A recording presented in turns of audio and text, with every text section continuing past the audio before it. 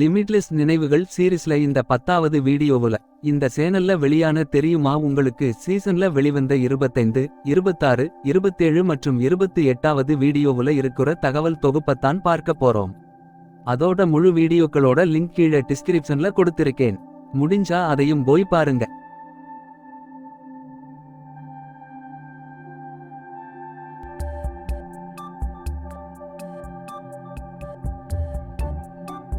தொலைபேசியின் கண்டுபிடிப்பாளரான Alexander கிராஹாம் bell அவர்கள் இறந்த நாளான 1922ஆம் ஆண்டு ஆகஸ்ட் 4ஆம் தேதி அன்றைய அமெரிக்காவுல செயல்பாட்டுல இருந்த ஏறக்குறைய 1.5 கோடி தொலைபேசிகள் ஒரு நிமிடத்திற்கு யாரும் உபயோகப்படுத்தாம அவருக்கு அஞ்சலி செலுத்தினாங்க. 2008ஆம் ஆண்டு கத்தார் டெலிகாம் ஒரு தொண்டு நிறுவன ஏலத்தை நடத்திச்சு. இந்த ஏலத்துல கியூடெல்லின் 66666 அப்படிங்கிற தொலைபேசி எண் $27.5 கோடி விற்கப்பட்டுச்சு.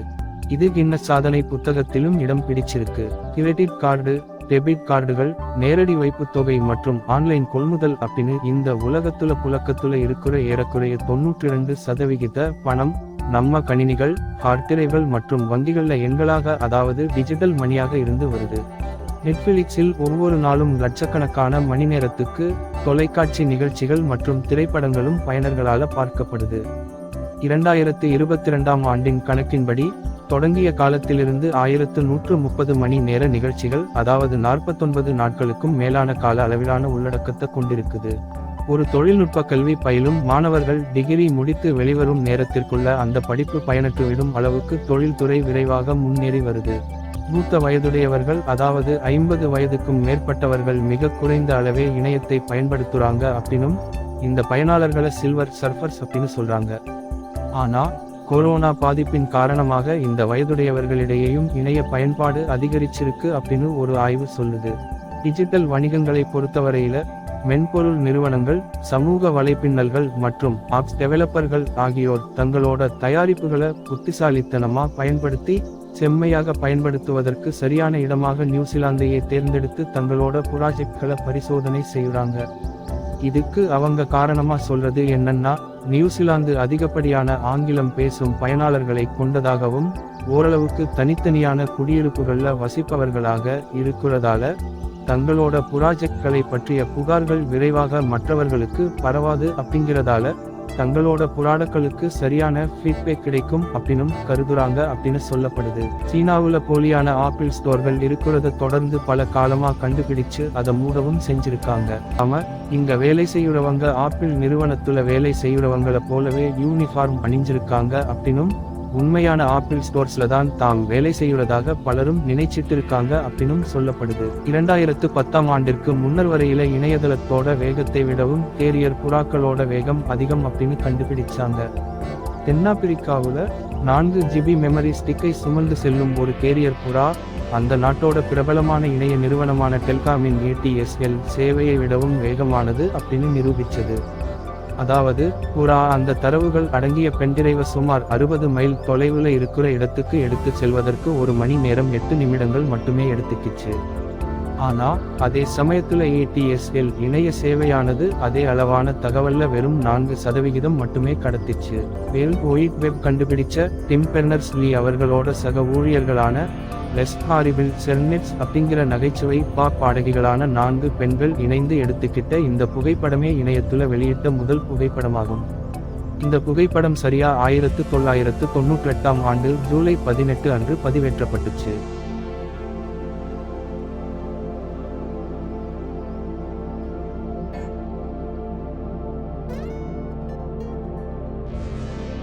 ஐபோன் மற்றும் ஐபேட் விளம்பரங்கள்ல காட்டப்படுற போன்கள்ல எப்பவுமே 9:41 நேரமே காட்டப்படும். 2007ஆம் ஆண்டு ஸ்டீவ் ஜாப்ஸ் அவர்களால ஐபோன் உண்மையாக அறிமுகம் செய்யப்பட்ட நேரமே காலை 9:41. ஜிஃபி அப்படிங்கிறது ஓர் உண்மையான அளவீடு ஆகும்.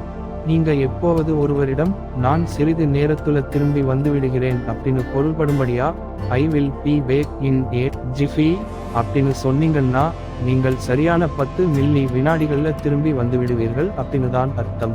21 வயது இளைஞர்கள் இந்த ஒரு ஆண்டுல சராசரியாக 5000 மணி நேரம் வீடியோ கேம் விளையாடுறாங்க. இன்னைக்கு உலகத்துல வெற்றிகரமா இயங்கிட்டு இருக்கிற பிரபலமான நிறுவனங்கள் பலதும் கேரேஜ்ல தான் தொடங்கப்பட்டிருக்கு. ஆப்பிள், HP, மைக்ரோசாஃப்ட் அப்படின்னு பல நிறுவனங்கள் துவங்கும் போது கேரேஜ்ல தான் தொடங்கப்பட்டுச்சு. இதுல அமேசான் நிறுவனம் ஒரு காலத்துல ஆன்லைன் புத்தக கடையாக தொடங்கப்பட்டுச்சு. இதோட நிறுவனரான ஜெஃப் பெசோஸின் தன்னோட வெற்றிகரமான வால் ஸ்ட்ரீட் வேலை விட்டுட்டு தன்னோட கேரேஜ்ல தான் இந்த ஆன்லைன் புத்தக கடையை தொடங்கினாரு. மிகப்பெரிய தொழில்நுட்ப ஜாம்பவானான பில் கேட்ஸ் அவர்களும் தன்னோட மைக்ரோசாஃப்ட் நிறுவனத்தை தன்னோட கேரேஜ்ல தான் தொடங்கினார். ஆப்பிள் நிறுவனத்தோட முதல் அலுவலகம் கலிபோர்னியா காப்பர்சினோவுல இருக்கிற ஸ்டீவ் ஜாப்ஸ் அவர்களோட அம்மாவோட கேரேஜ் தான். கூகுள் நிறுவனர்களான லாரி பேஜ் மற்றும் செர்ஜி பிரின் ஆகியோர் 1998ஆம் ஆண்டு செப்டம்பர் மாதம் இன்றைய யூடியூப் நிறுவனத்தோட சிஇஓவான சூசன் வோட்சிக்கியின் கேரேஜ்ல தான் கூகுள் நிறுவனத்தை துவங்கினாங்க. வால்ட் டிஸ்னியும் அவரது சகோதரர் ராய் டிஸ்னியும் இணைந்து 1923ஆம் ஆண்டு இணைந்து தங்களோட மாமாவின் கேரேஜ்ல தான் ஆலிஸ் காமெடிகளை படமாக்க துவங்கினர். பெரும்பாலான இணையதள டிராபிக் உண்மையான மனிதர்களால உருவாகுறதில்ல, அதுக்கு மாறா 51% இடையூறு பாட்களால்தான் உருவாகுது. கேப்சா அப்படிங்கிறது complete automated public Turing test to tell computer and human apart அப்படிங்கிறதோட சுருக்கம்தான். இதுக்கு கம்ப்யூட்டர்கள் மற்றும் மனிதர்களை தவிர முற்றிலும் தானியங்கி பொது திருப்புதல் சோதனை அப்படின்னு அர்த்தம். உலகளவுல மிகவும் அதிகமாகவும் பொதுவாகவும் பயன்படுத்துற ரொம்ப வீக்கான பாஸ்வேர்ட் இந்த பாஸ்வேர்ட். 2007ஆம் ஆண்டு ஸ்டீவ் ஜாப்ஸ் அவர்களை வெளியிட்ட முதல் ஆப்பிள் போன்ல ஆப் ஸ்டோர் அப்படிங்கிறது இல்ல. 4 பேர்ல ஒருத்தர் டைம்லோடு செய்யற ஆப்பிள ஒரே ஒரு தடவை மட்டுமே பயன்படுத்துறாங்க. தற்சமயங்கள்ல செல்போன் உபயோகிப்பாளர்கள்ல 62% நபர்கள் டவுன்லோடு செய்யற ஆப்பிள சராசரியாக 11 தடவை மட்டுமே யூஸ் பண்றாங்க அப்படின்னு ஒரு ஆய்வு சொல்லுது. முதல் முறையாக 2014ஆம் ஆண்டு விற்பனை செய்யப்பட்ட பிசிக்கல் இசையை விடவும் டிஜிட்டல் இசை தட்டுக்கள் விற்பனை கூடுதலானது. 2008ஆம் ஆண்டுல ஸ்பாட்டிஃபை வந்த பிறகு இந்த பிசிக்கல் இசை தட்டுக்களின் விற்பனை கிட்டத்தட்ட முடிவு காலத்தை சந்திச்சுன்னே சொல்லலாம். இந்த வரிசையில முதல் முறையாக 2014ஆம் ஆண்டு இந்த டிஜிட்டல் இசையினை டவுன்லோடு செய்யும் விற்பனை மற்றும் சந்தாக்களால் பெற்ற வருவாய் மட்டுமே $685 கோடி மதிப்பு அப்படின்னு கணக்கிடப்பட்டிருக்கு.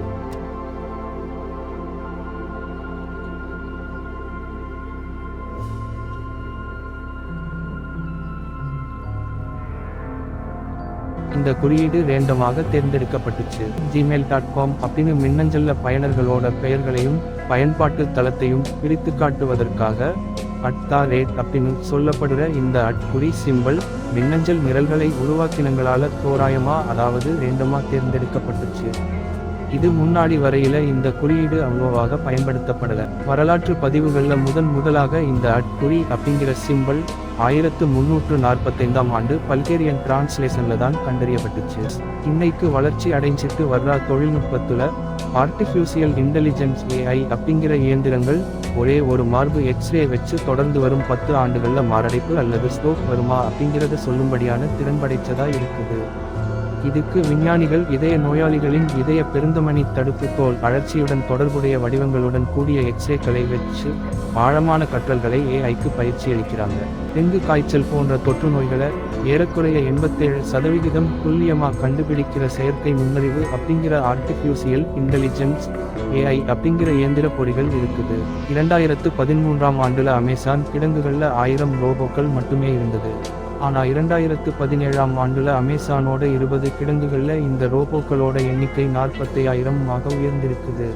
புரோட்டியஸ் அப்படிங்கிற ரோபோக்கள் தான் அமேசான் நிறுவனத்துல முதலாக பயன்படுத்தப்பட்ட முழுதன்னாட்சி ரோபோ ஆகும். டிஜிட்டல் தொழில்நுட்பங்கள் எதிர்வரும் 2030ஆம் ஆண்டுகள் உலகளாவிய அளவுல கார்பன் வெளியேற்றத்தை ஏறக்குறைய 30% அளவுக்கு குறைக்கும் அப்படின்னு மதிப்பிடப்பட்டிருக்குது.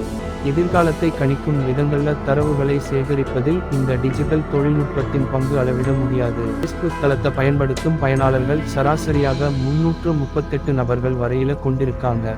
2 லட்சம் வீடுகள்ல பயன்படுத்துற மின்சார ஆற்றலை கூகுள் நிறுவனம் பயன்படுத்துது.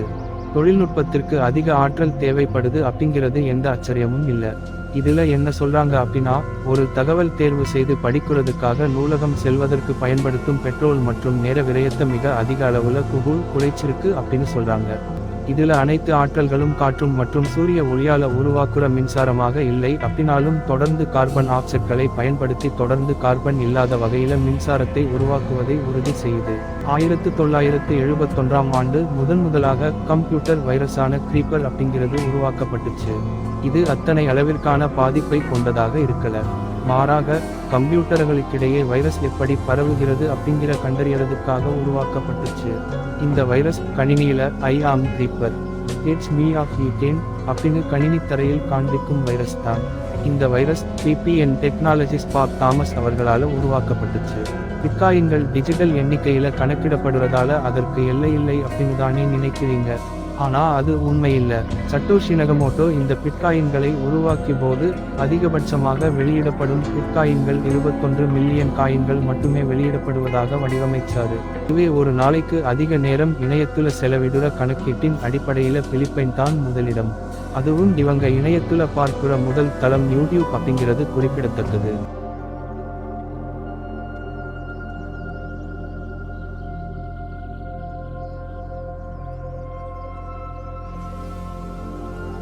சீன மக்கள் பெரும்பான்மை அளவு, அதாவது கிட்டத்தட்ட 60% அளவிற்கான பொருட்களை வாங்குறதுக்கு செல்போன் மூலமா ஆன்லைனைத்தான் யூஸ் பண்றாங்க. ரோபோட்டிக்ஸ் துறையில அனைத்து ரோபோகளும் உருவாக்குறதுக்கான முக்கியமாக 3 சட்ட நடைமுறைகள் கட்டாயம் கடைபிடிக்க வேண்டும். 1. ஒரு ரோபோ ஒரு மனிதனை காயப்படுத்தாமல் இருக்கலாம் அல்லது செயலற்ற தன்மையில மனிதருக்கு எந்த விதமான இடையூறும் செய்யாமல் இருக்க வேண்டும். 2. முதல் விதியைத் தவிர ரோபோக்கள் மனிதனால கொடுக்கப்பட்ட உத்தரவுகளுக்கு முற்றிலுமாக கீழ்ப்படிய வேண்டும். 3. மேலே குறிப்பிட்ட 2 விதிகளைத் தவிர ரோபோ தன்னுடைய இருப்பை பாதுகாக்க வேண்டும். இந்த விதிகளை அறிவியல் புனைக்கதை எழுத்தாளரான ஐசக் அசிமோவ் அவர்கள் உருவாக்கியதுதான். ஒவ்வொரு ஆண்டும் லட்சக்கணக்கான டன் தொழில்நுட்ப சாதனங்கள் வேஸ்ட்களாக தூக்கி எறியப்படுது. இதுல வேஸ்ட்ல அதிகப்படியா தூக்கி எறியப்படுறதுல மைக்ரோவேவ், வேக்யூம் கிளீனர் மற்றும் கெட்டில்கள் தான் மிகப்பெரிய இடத்தை பெறுது. 1980களில் கிரெடிட் கார்டுகள் கண்டுபிடிக்கப்பட்ட போது முதல்ல பிரான்ஸ் மற்றும் ஜெர்மனியில உபயோகப்படுத்தப்பட்டுச்சு. ஒவ்வொரு நாளும் ஜிபிஎஸ் செயல்படுவதற்கு சுமார் $20 லட்சம் செலவிடப்படுது. இது அமெரிக்க வரி வருவாயிலிருந்து செலவிடப்படுது. ஆனாலும் நாம பயன்படுத்துற ஜிபிஎஸ்க்கு எந்தவிதமான கட்டணமும் இல்ல. அமெரிக்காவின் பாதுகாப்புத்துறையால உருவாக்கப்பட்ட இந்த ஜிபிஎஸ் வானூர்தி படையின் 50வது விண்வெளி பிரிவினால நிர்வகிக்கப்படுது. இது 1995ஆம் ஆண்டு ஏப்ரல் 27ஆம் தேதி உலகம் முழுவதும் பயன்பாட்டுக்கு வந்துச்சு. லேண்ட்லைன் வசதி எனப்படும் கம்பிவட தொலைபேசி இடுவதற்கு அதிகப்படியான செலவு ஆகுங்கிறதால நேரடியாக மொபைல் போன் உபயோகப்படுத்திய வரலாறும் இருக்குது.